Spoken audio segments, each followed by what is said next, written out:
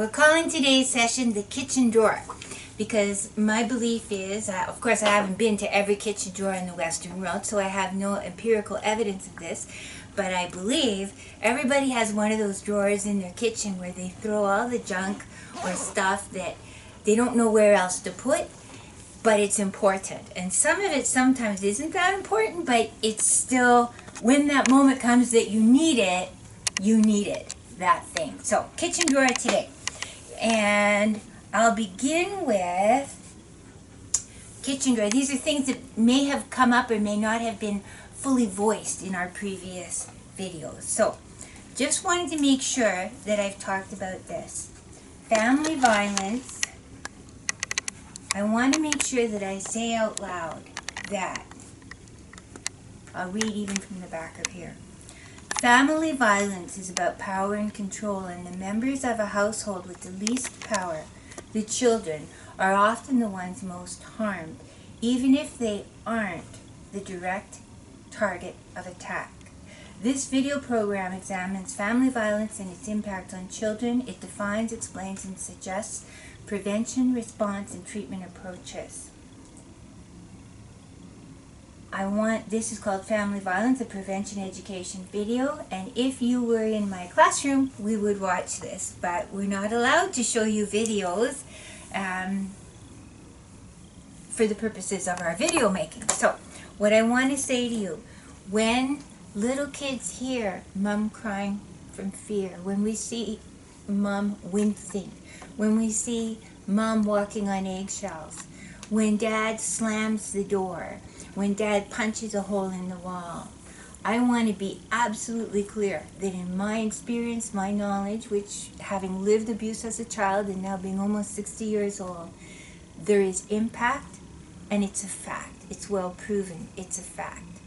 When my father was abusive to my mom, and I have memories of listening for the car door when he'd come home, I would want to know, did he slam the door or did he close it?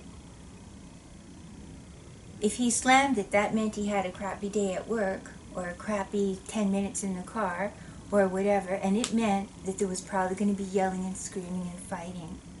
It meant he might be throwing things. It might mean that my brothers and I would be hit also or have things thrown at us, but it certainly meant high alert, high anxiety.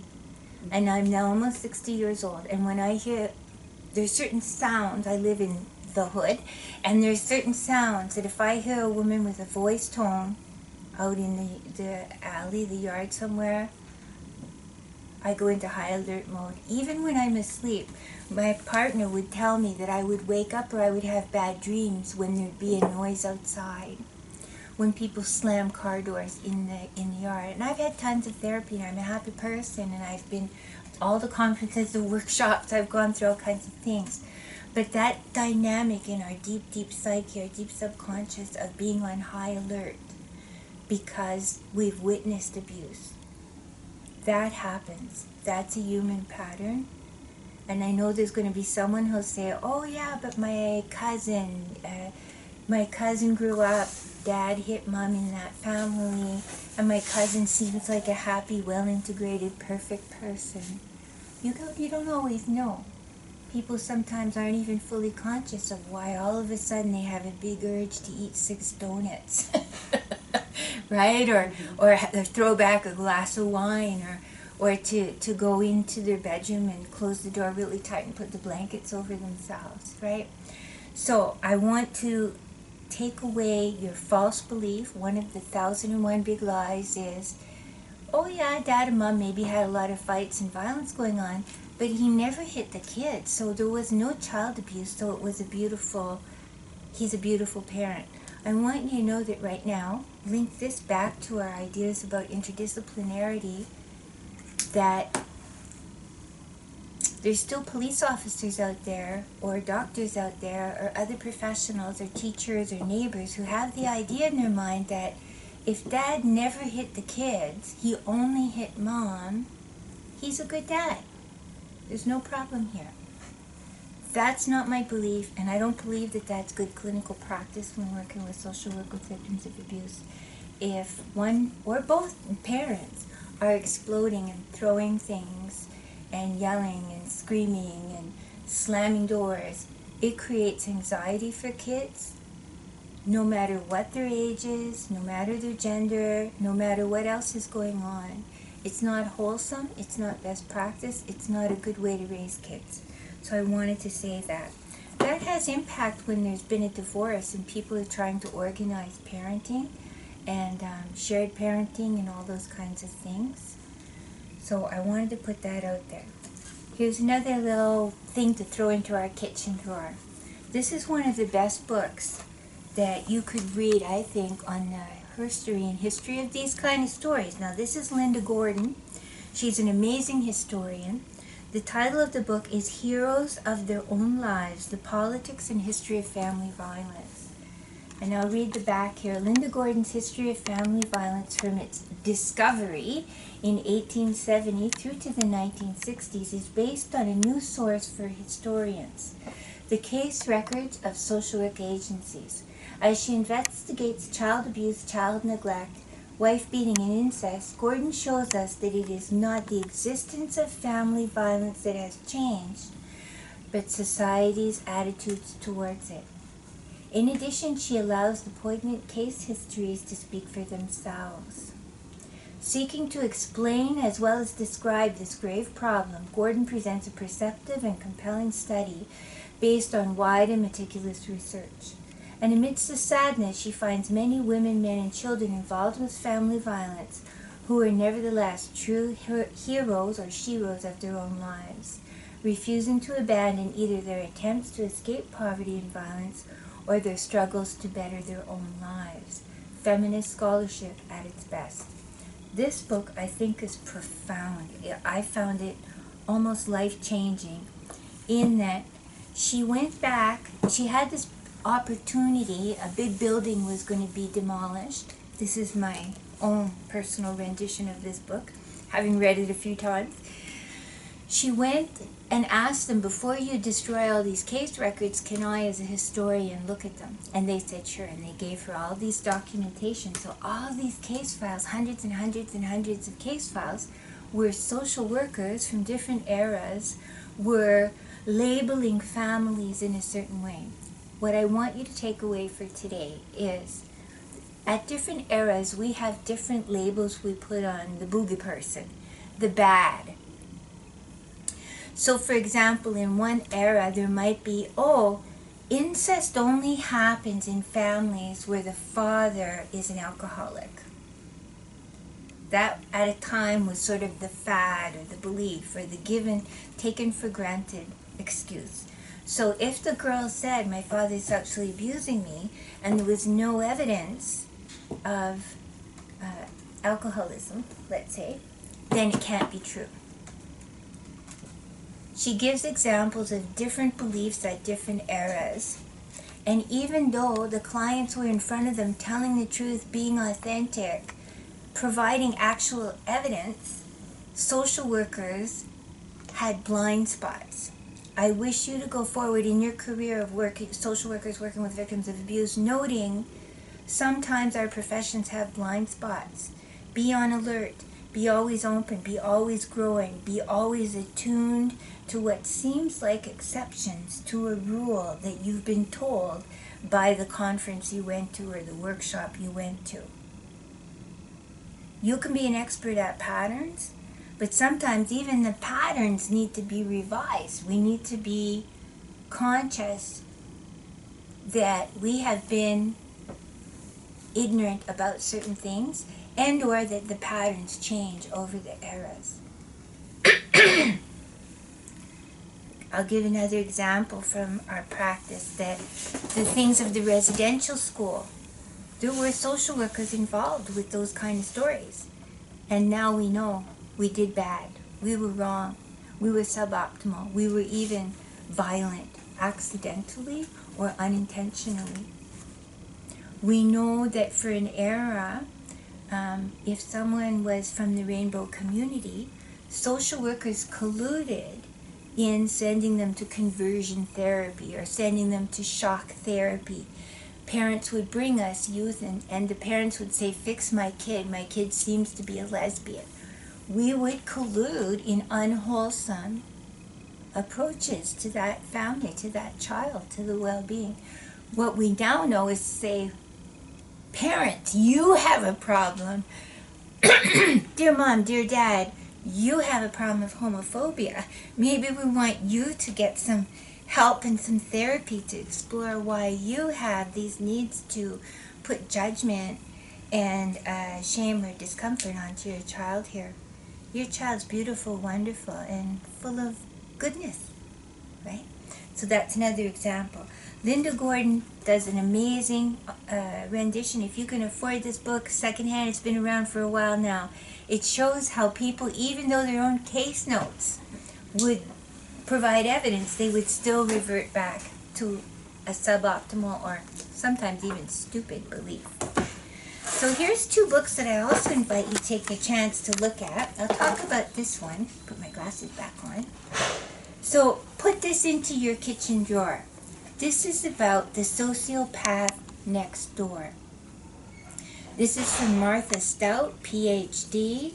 We are accustomed to think of sociopaths as violent criminals, but in this book, clinical psychologist Martha Stout reveals that a shocking 4% of ordinary people have an often undetected mental disorder, the chief symptom of which is the complete absence of conscience. They could be your colleague, your neighbor, your family member. They can literally do anything at all and feel absolutely no guilt, shame, or remorse. So, taking that number of, let's say, 4% of ordinary people are sociopaths. 4%. Sit down with I know as a lot of social workers, we don't really enjoy math. We're not, yay, opportunities to do multiplication and so on. In a community of 100,000 people, if 4% are sociopaths, reflect on that. That could be the man who's abusing his wife. That could be the coach who's sexually abusing kids. That could be the teacher who beats up kids. There could be all kinds of people all around us who are without conscience. Could be, for example, the President of America. He could have no conscience. Sometimes in our client groups, in our neighborhood, in our family, in our organizations, there's someone who has no conscience. And in having no moral compass, having no empathy for other people, they can be doing dangerous, horrific things and nonetheless appear to be an effective good person in the templates and paradigms we have in our head. So, reflect on that. 4% of ordinary people might be sociopaths. The Psychopath Whisperer. This book is useful for us to reflect on who among us has these traits. This person here, another psychologist, I infer, he works with psychopaths and he studies their thought processes from the remorseless serial killers to those who have the early signs, who are younger and who have early signs of being psychopaths. So I'll just give you a little bit of the buzz lines in here.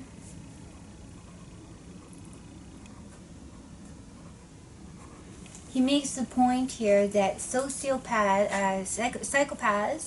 could be anyone among us. These kind of dimensions are important when you're thinking of social work with victims of abuse, because sometimes, many reasons, but one I want to just put into our kitchen drawer of bitses and bitses, that sometimes people imagine, oh, he's a lawyer, he wears a suit, he has a good job, he has a nice car, he has a nice house. He couldn't be a psychopath, he couldn't be a sociopath, he couldn't be a sexual abuser. He goes to church regularly. He's a good Muslim, he's a good Hindu, he's a good Sikh. He helps random people, he helps the homeless, he volunteers at shelters. Exactly. Some of these people who have these kind of disorders act actively put out displays of behavior that they know will disguise who they really, really are. Or emulate what they think is normal. Exactly. So they go around picking up litter, or they make donations at their church, or they make sure their car is very clean, and their house is very tidy, and their lawn is mowed.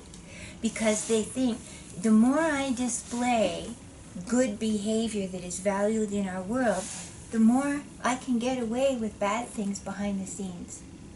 So I invite you to ponder this in the days and years ahead of your life. Often when you watch a court case, they'll say, oh, he brought forth these witnesses on his good behavior. His boss came forward and said he's a good worker. He always shows up at work on time. He stays late sometimes at work. He coaches the little league basketball team or something. He's a good man. I have no reason to believe he would beat his wife.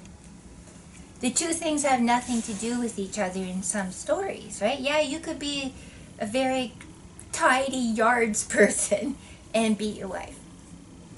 People have a false assumption. It's one of the 1,001 lies in the world that if you donate to the Cancer Association, or you participate on the board of the Children Without Bicycles group or something, that you could never be abusive.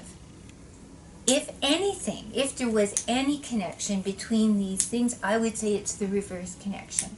Somebody who spends a lot of time trying to present good to the world might have deep shadows in their closet. So reflect on that. Did you want to add to that? I was like, you're nodding like, yeah. I was just laughing because I was like, yeah, like there's no one in the church who's ever committed a sin. Not once. Right. Right. And I'm sure I probably can Catholic statistically prove that. The priests may have there may be some sociopaths or psychopaths among the church people, church leaders or priests or nuns, who on some level went to that profession because they thought they can get away with things. The wolf is going to go where the sheep are, and the wolf is going to go where they can get away with biting sheep.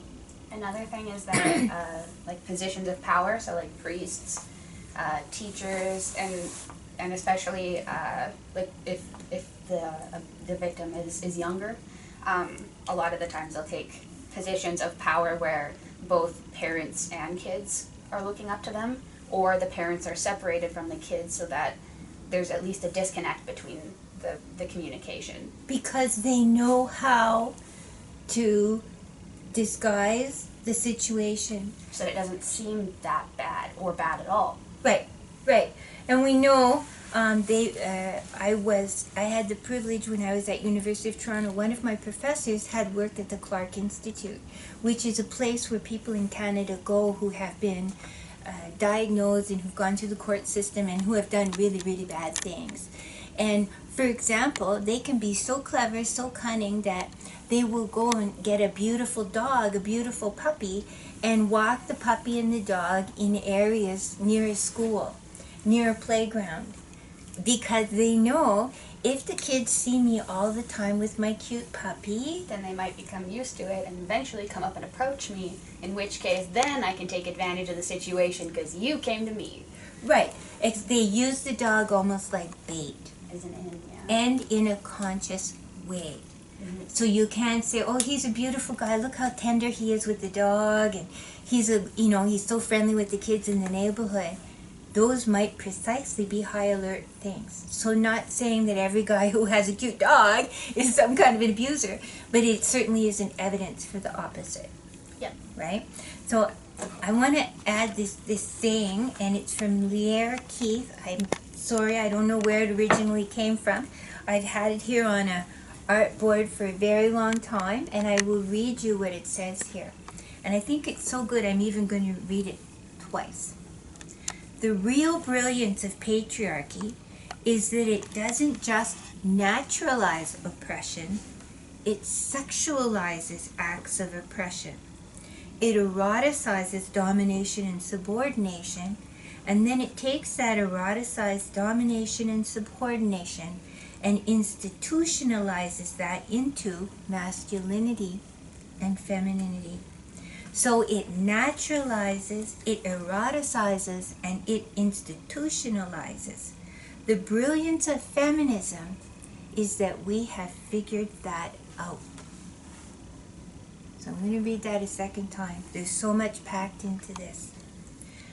The real brilliance of patriarchy is that it doesn't just naturalize oppression. It sexualizes acts of oppression. It eroticizes domination and subordination, and then it takes that eroticized domination and subordination and institutionalizes that into masculinity and femininity. So it naturalizes, it eroticizes, and it institutionalizes. The brilliance of feminism is that we figured that out. And I'm going to get this close up so you can see the spelling of that name. And you can go look for more material from this amazingly smart person. Do you need me to bring it closer? It's good. So how does that gets into our kitchen drawer? Why? Because this tight little package of words here helps us understand things, perhaps, like S&M. It helps us understand, I have been socialized. I'm 5'3", and right now I weigh 155 pounds. And all of my life, I have felt drawn towards males or females who, but more males, who are taller than me, older than me, have more power than me, more authority than me. That is a turn on. That is a turn on. I have been, and if I was going to go with a woman, I would want a woman who's taller than me, older than me, huskier than me. Sort of, I don't know if it's cool to say this word anymore, but I was dyke. I dyke on a bike, because I was like, that would be more hot, right? With leather, because I have been socialized to believe power is a turn on for me in my own journey. Or societal, like, masculinity. Because, like, when you say, like, dyke, they're typically, like, very, like, masculine presenting or androgynous. Yeah, leather jacket, and who's going to, like, put me in my place a little bit, right? That's more of a turn on. We were talking in the car a few days ago. Oh, perhaps it was Amy. I'm sorry, but I don't know. Hello. I'm always talking about these issues. That's my life every year. So I was talking about if someone said, at the age I am, if someone said, "Oh, I'm going to put you in a room with a 14-year-old boy." Oh yeah, that was me. He has no clothes on. You can do anything you want with him. He weighs 80 pounds, and he's 4 foot tall. He's blonde hair, blue eyed. Have at her. Yeah, I would be like, Put on clothes. ew, don't put me in that room. Ew. I you're sick shit for wanting to put me in a room with that person, right? And to suggest I could do anything I want with him. Actually, if I could do anything I want with a 14-year-old, I would ask them to help me figure out how to turn my TV video recorder thing on and off, stuff like that. I was like, quick, get your clothes on.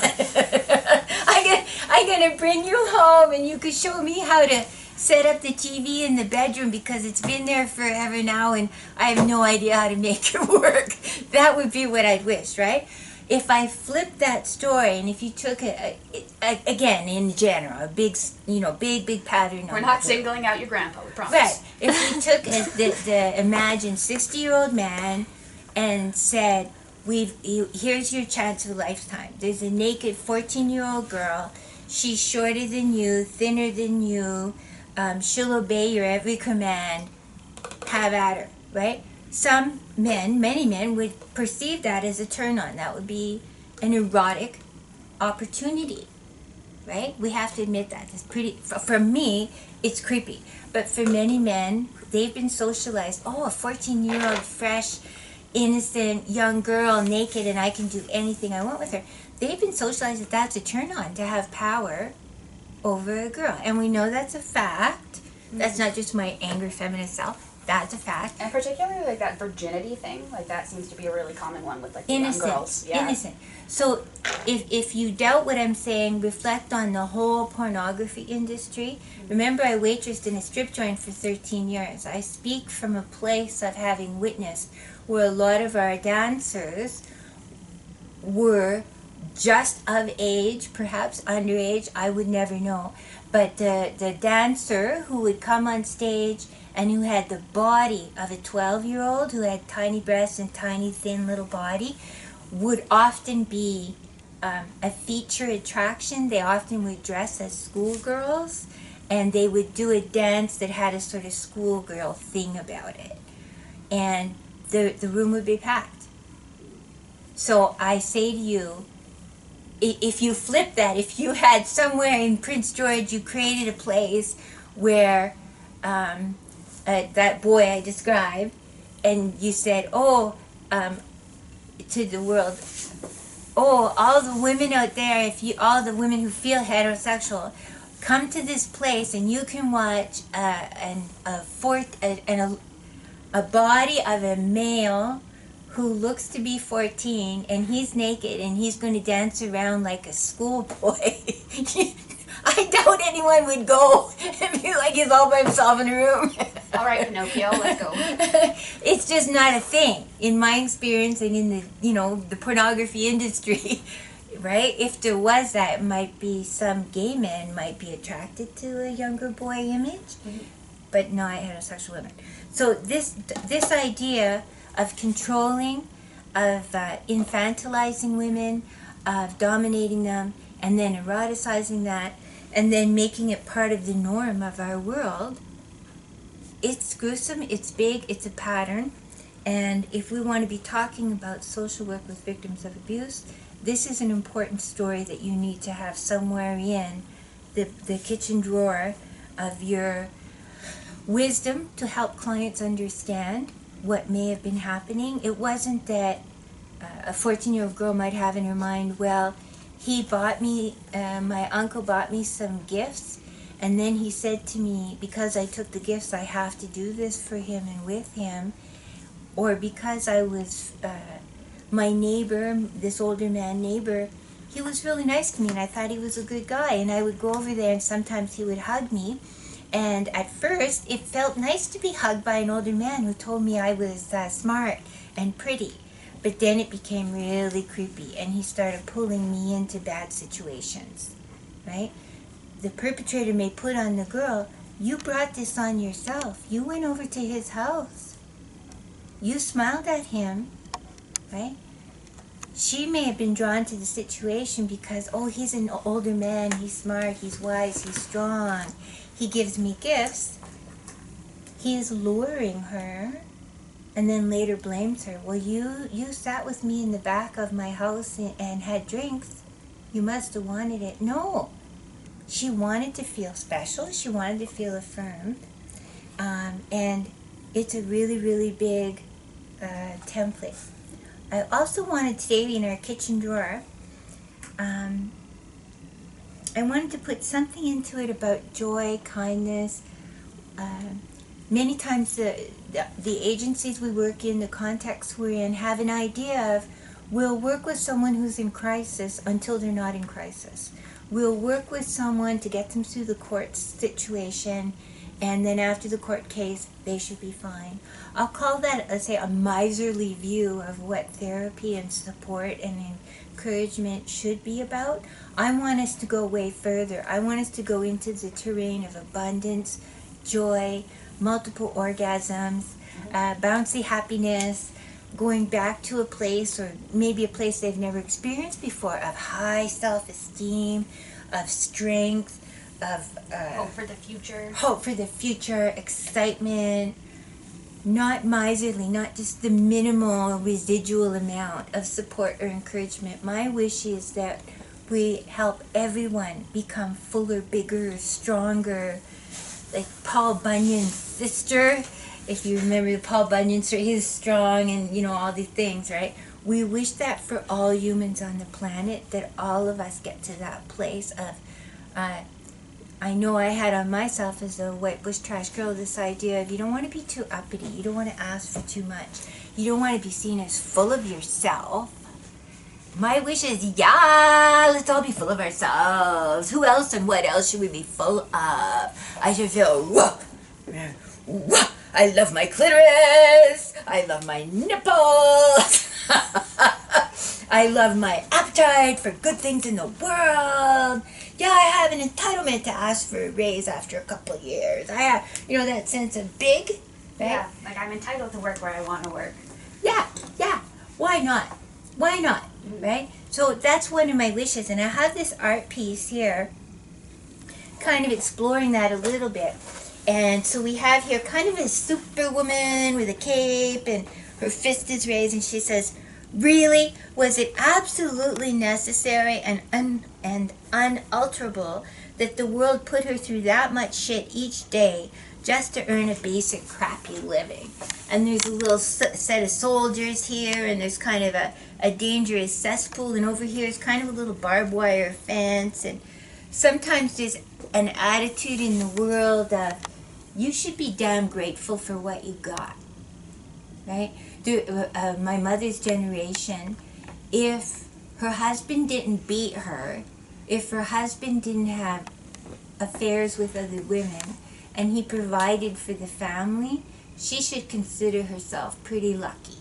She got a good one, right? At least he doesn't beat you. At least he brings home some paycheck, right? That's that miserly view of what we're entitled to in the world. I would wish us that we can go forward and, no, I want to live with someone who loves me and hugs me and snuggles me. And does half the dishes, and does half the childcare, and does half the dog walking and cleans the cat box. Yeah, and who cherishes me, and who's fun, and who encourages me with my goals and my work. And I will give him or her, or, her, him, all that, right? That's what I wish for us. Not just, my client did suicide last week. Yay. Further, bigger, richer, wider, deeper, taller. Yeah. So for social work with victims of abuse, consider all of that. And you may have to sometimes push back a little bit in your agencies or your contacts. Because with budget cutbacks and austerity and downloading and all that, there may be an idea of, the client should be grateful that you got to see them 4 times for 55 minutes each. No. Double that, triple that, quadruple that. The client will let me know when they say, I got so many friends now that I get to talk to, and my life is really solid, and I'm feeling positive. And then we say, okay, we could consider closing your file, but also know if you want to come back in 1 year for 1 or 2 sessions, kind of basic nutritional enrichment for your spirit or your soul. That's good. That's good. That's how I would wish the world to be. And I wish all of us to have that. Right? So, those are some kitchen bitses and bitses for the kitchen drawer. I have more and more and always that I want to say, but for now, the kitchen drawer video, there we are. Thank you for walking into the kitchen with me and opening the door.